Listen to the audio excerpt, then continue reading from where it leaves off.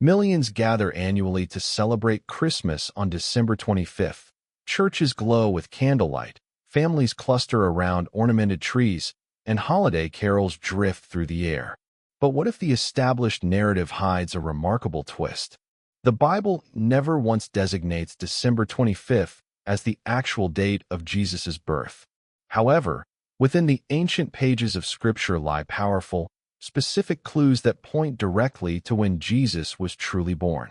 We have historical data from temple calendars, the movements of shepherds in the fields, governmental decrees from the Roman emperor, and even celestial signs visible in the sky. All this evidence suggests a different timeline. What if we could conclusively prove the moment of Jesus' arrival? What if every single detail was orchestrated with such divine perfection that the truth has been accessible all along, simply waiting for serious inquiry? Today, we are going to follow the trail of evidence, genuine clues drawn from both biblical text and historical records. The conclusion we uncover is so explicit and precise that it is certain to reshape how you perceive that pivotal night. The story you believe you know is about to become far more fascinating, because when God chose to send His Son into our world, nothing, absolutely nothing, happened by mere chance. Let us begin with the actual biblical record. Luke recounts the shepherds watching their flocks when angels appeared to proclaim Christ's birth. Matthew describes the wise men who journeyed from the east, guided by a singular star. Yet, neither gospel provides a specific date, no mention of December, nor any particular month. The exact day is simply absent from the divine record. So, how did December 25th become tradition? History confirms that this date solidified roughly 300 years after Jesus' death, during the reign of Emperor Constantine. The Romans already held a massive festival on December 25th, the celebration of the birthday of the unconquered sun, Sol Invictus. As Christianity expanded, early church leaders made the strategic decision to observe Jesus' birth on this very day, essentially transforming a major pagan Roman holiday into a Christian one. While there is nothing inherently wrong with celebrating Christmas on December 25th, it has been a source of profound joy for centuries. If we seek the true historical moment and the full, accurate picture, we must delve deeper. The Gospels withheld the date, but they provided something far more useful, a precise timeline containing specific details that allow us to calculate the answer backward. The pivotal point is not found by focusing solely on Jesus, but rather by examining the timeline of John the Baptist.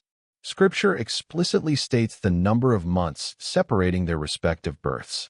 If we can accurately determine when John was born, we can determine when Jesus was born. This crucial sequence begins in the temple, with a priest named Zechariah performing his mandated duties. What unfolds next initiates a careful countdown that leads directly to Bethlehem. Luke 2 verse 8 provides our first solid piece of evidence. There were shepherds living out in the fields nearby, keeping watch over their flocks at night. This is more than mere narrative background. It is a vital detail for anyone familiar with agricultural life in ancient Judea. Shepherds absolutely did not remain outdoors with their sheep during the winter months. Between November and February, the hills surrounding Jerusalem were subject to heavy, cold rains, and temperatures dropped drastically at night. To protect their vulnerable flocks, shepherds brought their animals into secure shelters. The critical fact that these shepherds were actively living in the fields and staying out all night indicates a specific time of year, one when the nights were mild enough for sleeping outdoors and when the grazing land provided sufficient forage for the sheep. This strongly suggests spring or early fall. Winter is logistically impossible, but there is something even deeper here. The fields near Bethlehem were not ordinary pastures. This was the specific region where priests raised the sacrificial lambs destined for the temple. For generations, priests had visited these exact hills to select perfect, unblemished lambs whose blood would fulfill the requirements for atonement. On one of those mild nights, angels appeared to these very shepherds, delivering a message of unparalleled hope.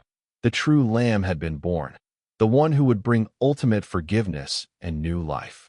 The same fields used to prepare lambs for sacrifice were chosen to receive the news of the Lamb who saves the world.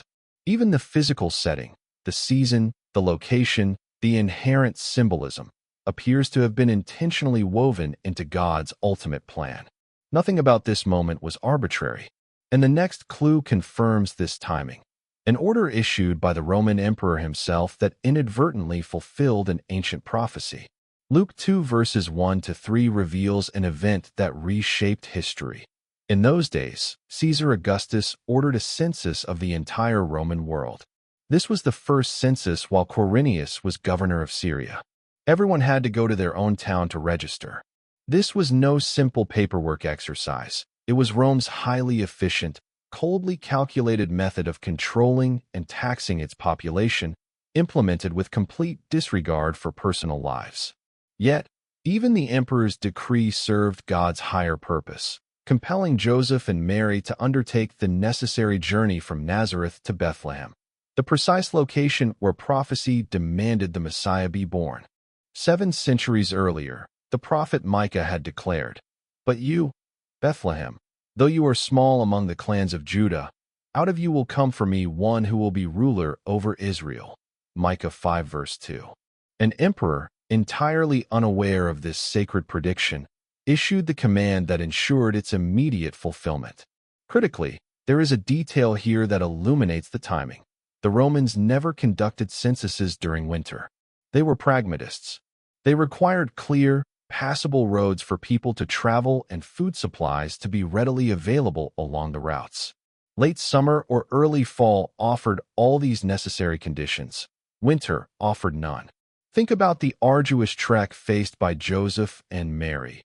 Over 80 miles of travel, mostly by foot or potentially with a donkey, all while Mary was heavily pregnant. Traveling through the cold rain on muddy roads, lacking guaranteed lodging, would have been nearly impossible and extremely perilous. In autumn, however, with dry roads, pleasant weather, and recent harvests providing provisions for travelers, the logistics make perfect sense. Everything aligns perfectly, and the next clue drills even deeper, referencing an ancient calendar system that had been marking time toward this exact moment for centuries. This element is astonishingly precise, functioning almost like a mathematical calculation. It begins with the priest Zechariah, the father of John the Baptist. Luke 1 verse 5 states that Zechariah belonged to the priestly division of Abijah. This detail is far more significant than it first appears. The priests of Israel operated on a highly structured, rigid schedule. 1 Chronicles 24 explains how King David organized them into 24 distinct groups. Each division served in the temple for 1 week, running from Saturday to Saturday, maintaining this rotation throughout the year, with one exception. During the 3 major annual festivals, all 24 divisions served together. The division of Abijah was the 8th group in this sequence. Using historical records and established Jewish tradition, scholars can pinpoint when Abijah's division served. In the period scholars designate as 5 BC, the annual rotation began in the early spring.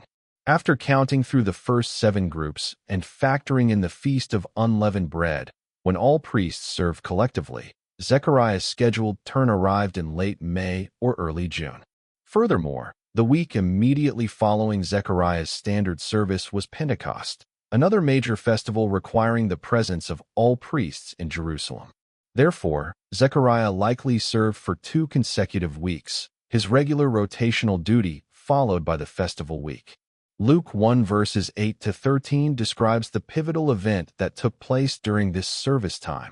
While Zechariah was burning incense in the holy place, the angel Gabriel appeared to him with astounding news. His wife, Elizabeth, though old and barren, would conceive a son. Verses 23 and 24 are extremely precise about the aftermath. When his time of service ended, he went home. After this, his wife Elizabeth became pregnant. If Elizabeth conceived shortly after Zechariah returned home in mid-June, we can confidently calculate forward. John the Baptist would have been born approximately 40 weeks later, placing his birth in late March or early April of the following year for BC. Now, This is where the entire timeline dramatically connects. Luke 1 verse 26 specifies that in the 6th month of Elizabeth's pregnancy, God dispatched the angel Gabriel to Nazareth, to a virgin named Mary. Counting 6 months forward from Elizabeth's conception in mid-June places Mary's miraculous conception around December. Counting 9 months from December brings us directly to September, the early fall of 4 BC. Let us summarize the calculated timeline step by step. First, Zechariah serves in the temple during the 8th division, spanning late May to early June, 5 BC. Sufficient time had to pass for the Magi to travel, for Herod to detect the deception, and for the subsequent murderous order to be carried out. This explains why he targeted every boy 2 years old and younger. He was establishing a wide temporal safety net. When we overlay all these events, the astronomy, the priestly calendar, the political events, and Herod's death, the potential birth window becomes exceedingly narrow. Jesus was certainly born while Herod was still alive, but not earlier than the priestly timeline established by Zechariah and Elizabeth. Most respected conservative scholars arrive at the same conclusion. The birth occurred between 7 BC and 5 BC, with 5 BC offering the strongest overall match. This window allows ample time for the star to appear, for the Magi to arrive, the travelers to complete their long journey, allowing Herod's murderous rage to music erupt dramatically. Far from undermining the biblical account, historical records seamlessly interlock music with the narrative, much like the final pieces of an intricate puzzle. The accounts of the ancient historian, the actions of the terrified king, the massacre of the innocent, music, children, and the Holy Family's urgent flight to Egypt. Each detail aligns perfectly with the specified time frame. When Herod the Great finally died in early 4 BC, that momentous historical chapter concluded. The long-awaited Messiah had definitively come. Prophecy, once written, had been completely fulfilled, and consequently, the world was irrevocably changed forever. Now that every music component of the evidence has been carefully considered, the resulting picture demands attention. The timing of Jesus's music birth was clearly not a random placement on the calendar. Instead, every clue connects to the next, locking together precisely like perfectly synchronized gears. Consider the fact that the shepherds were outside guarding their flocks at night, a practice reserved only for seasons when the evenings were temperate, the grazing lands were accessible, and heavy rainfall was not a threat. This simple detail immediately excludes the cold, wet winter months, favoring spring or, more likely, the fall. Furthermore, the mandatory census adds significant weight to this conclusion. The Roman Empire would never mobilize millions of citizens across vast distances during the storm-laden winter season. They would strategically select periods involving dry roads, music, ensuring safe passage, and coinciding with harvest time. Once more, the early fall emerges as the most rational period. The temple calendar system then intervenes, providing confirmation with remarkable mathematical, music, precision. Zechariah, the priest, served his assigned duty in late spring. Elizabeth conceived soon after his return home. 6 months following this, the Virgin Mary received the divine announcement from the angel Gabriel. 9 months subsequent to the Annunciation, Jesus was born. This detailed chronology consistently points to the early fall of 4 BC. Astronomical evidence reinforces this precise time frame. The major planetary conjunction of Jupiter and Saturn rising together in the night skies, music, over Israel in September of 7 BC, served as the celestial sign announcing the birth of a Jewish king to the astrologers, Magi, in the east, affording them ample months to organize and complete their arduous journey. And then, music. We encounter perhaps one of the most resonant and beautiful pieces of evidence, the Feast of Tabernacles, Sukkot. This joyous season traditionally involves families residing, music, in temporary shelters, booths, commemorating the time God dwelled among his people. Suddenly, the Apostle John's profound theological language gains crystalline clarity. The Word became flesh and pitched music his tent among us. Lastly, the undisputed date of Herod's death conclusively closes the investigative window. Jesus must have been born sometime before early 4 Music BC. All the diverse threads of evidence, scripture, secular history, early Christian traditions, astronomy, climate data, and the temple's priestly rotation now converge upon a single, coherent conclusion: the early fall. Music, most convincingly, September of 4 BC. Moreover, the subsequent events of Jesus' life neatly align with this birth date. If he was born in the early fall and commenced his ministry at roughly the age of 30, a ministry lasting 3.5 years, music, and culminating at the time of Passover, would place his crucifixion precisely in AD 30 or AD 31. These numerical sequences harmonize as elegantly as the ancient music prophecies themselves. Every marker, every celestial sign, every historical clue, and every divine prophecy points undeniably toward this specific conclusion. This demonstrates a history meticulously orchestrated by God with deliberate purpose. So, what is the significance of this profound discovery? While debates regarding the exact timing will likely persist, December 25th music will undoubtedly remain a beloved, celebrated tradition. And there is inherent beauty in maintaining that custom. However, what we have uncovered here transcends a mere calendar date. It reveals a profound divine pattern, a sophisticated fingerprint of heavenly precision woven into every minute detail surrounding Christ's advent. From the rigorous scheduling of the temple's priestly service to the calculated movements of distant celestial bodies. From the simple nocturnal routines of the local shepherds to the powerful music decrees issued by Roman emperors.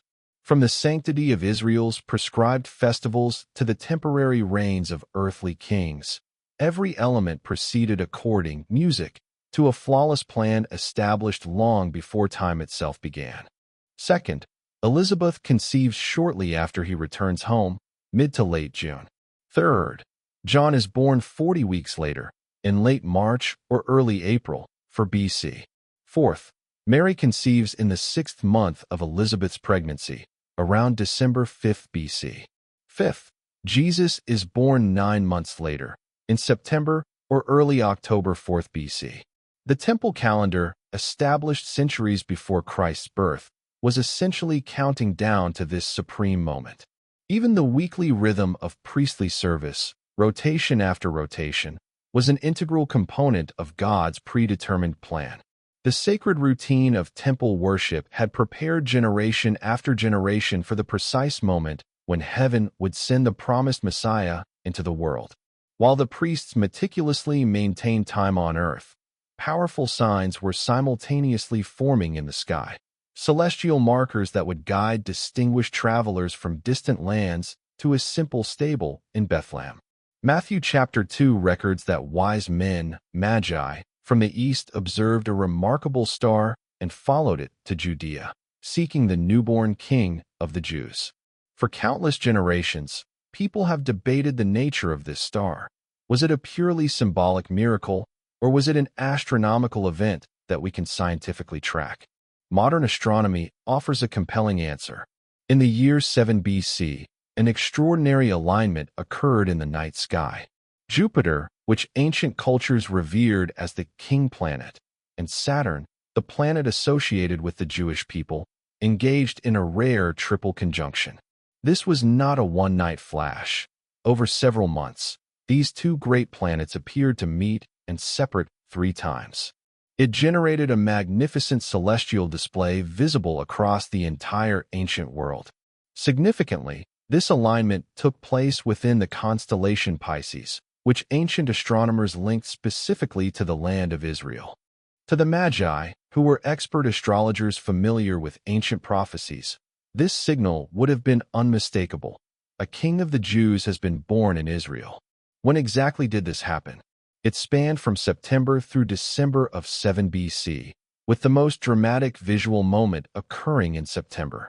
This was a sustained cosmic announcement, visible for months, guiding seekers from Babylon or Persia westward toward Judea. By the time they eventually reached Jerusalem, inquiring, "Where is the one who has been born King of the Jews?" The birth had already occurred. The star had signaled the precise moment. The heavens themselves testified with a precision that astronomers can still verify today. The sky thus proclaimed what the prophets had long foretold, that a ruler would emerge from Bethlehem, and nations would seek him out. God spoke through Scripture, through the prophets, and through creation itself, meticulously arranging the planets in their orbits so that even people who had never encountered the Messiah of Israel would understand that a world-changing event had unfolded in September of that year. But there is one final, crucial layer to this investigation, a connection so profound that it utterly transforms our understanding of what it meant for God to send His Son in human form. The sacred festivals of Israel were about to bestow upon that moment its deepest theological meaning. John 1 verse 14 contains one of the most beautiful and powerful theological statements in all of Scripture. "The Word became flesh and dwelt among us, and we have seen His glory, glory as of the only Son from the Father, full of grace and truth." While most English Bibles use the word dwelt, the Greek term John employed is esenosin, which literally translates to set up a tent or to tabernacle. John was making a deliberate, direct connection to the Feast of Tabernacles, known in Hebrew as Sukkot, one of Israel's most significant annual celebrations. He was revealing something far deeper than simply saying Jesus lived among people. The Feast of Tabernacles, Sukkot, occurred every year in the early fall, late September to early October.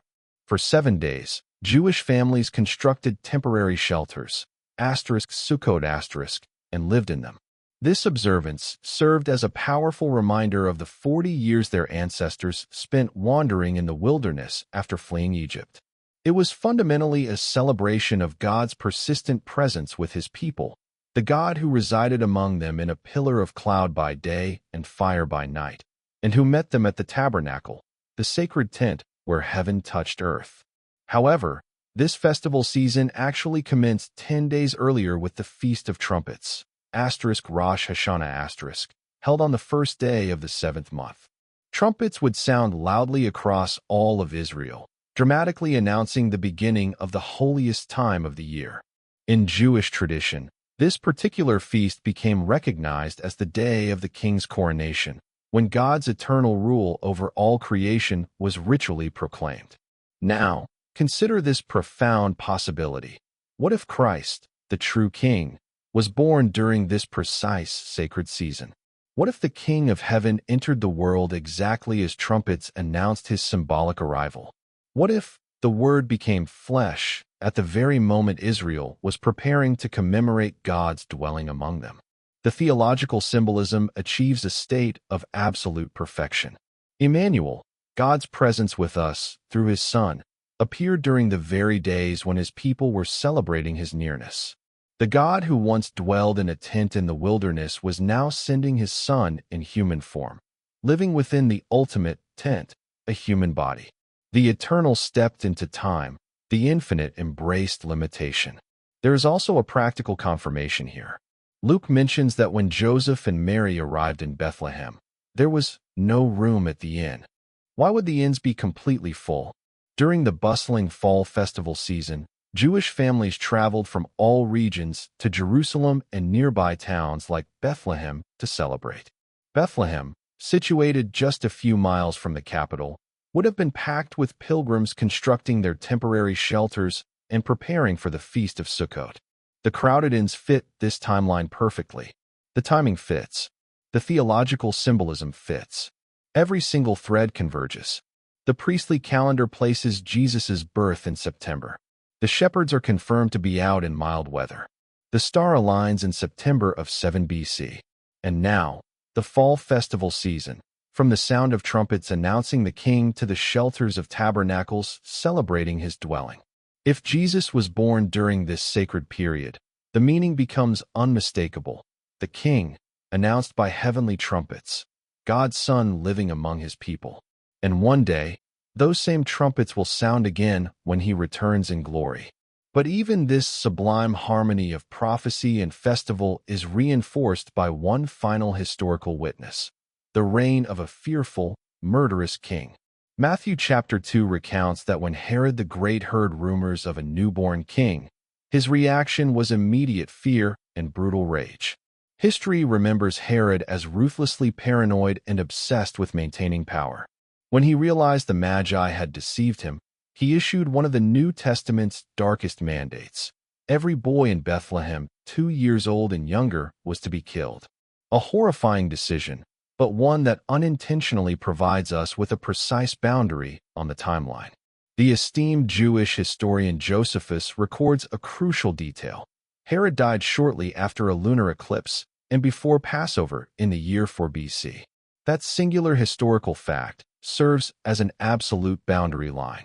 Jesus had to have been born before that eclipse, and not merely weeks before. The accumulated evidence demonstrates beyond any reasonable doubt that God orchestrated every detail with absolute precision. We are now able to trace the timeline, calculate the events, and clearly witness how both heaven and earth aligned perfectly in September of 4 BC, coinciding with the holiest season on the Israeli calendar. During this time, trumpets announced the incoming king, and the entire nation prepared music to joyfully celebrate God's dwelling presence among his people through the person of his Son. And that monumental event is precisely what transpired. The Word took on human form and resided among us. But if the evidence points to September, what accounts for December 25th? Why has this particular date persisted through the centuries?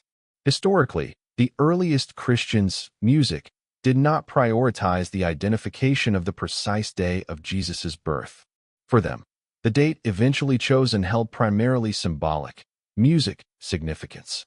Many esteemed church fathers adhered to an ancient convention postulating that great, holy men were conceived on the very same calendar day they music died.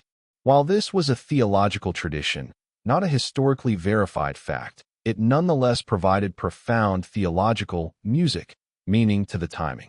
Given that the Gospels firmly placed Jesus' death during the time of Passover, which coincides with the spring equinox, they logically deduced that his conception must have also occurred around that very season. Counting forward 9 months from the spring equinox naturally led them to the winter solstice, which, under the ancient Julian calendar, was fixed on December 25th. Therefore, December 25th was adopted not because it accurately reflected the historical date of birth, but because it served as a highly symbolic day to commemorate the miracle of the Incarnation, the pivotal moment when God dispatched his Son in human flesh, allowing divine light to pierce the world during the darkest seasonal time of the year. The genuine miracle is not the precise day noted on the calendar. The miracle resides in the undeniable reality that God intervened and sent his Son into human history. The promised Messiah, entered our earthly realm. The Word truly became flesh. However, here is the crucial question that holds the greatest weight. If the Word indeed dwelled among humanity, does he reside within your heart right now? If God devoted such intricate attention to arranging every minute detail of history, for that singular moment, orchestrating the stars, the calendars, the prophecies, even the mathematical structure of time, how infinitely much more does he care about the specific details of your own life, your personal struggles, your lingering questions, and your profound searching? The narrative of his birth persists even today within every heart prepared to receive him. It continues in every life that willingly yields to his divine presence. It echoes in every soul that hears the very message the angels proclaimed on that auspicious fall night. Do not be afraid. For behold, I bring you tidings of great joy, which shall be for all people. The date itself is no longer an enigma, but the meaning behind the event is everlasting. God sent his Son at the opportune time and in the perfect manner, achieving the fulfillment of every prophecy and meticulously arranging every aspect of creation to broadcast one singular truth. Emmanuel, God's presence here with us, mediated through his Son. And he waits, ready to enter every heart willing to welcome him.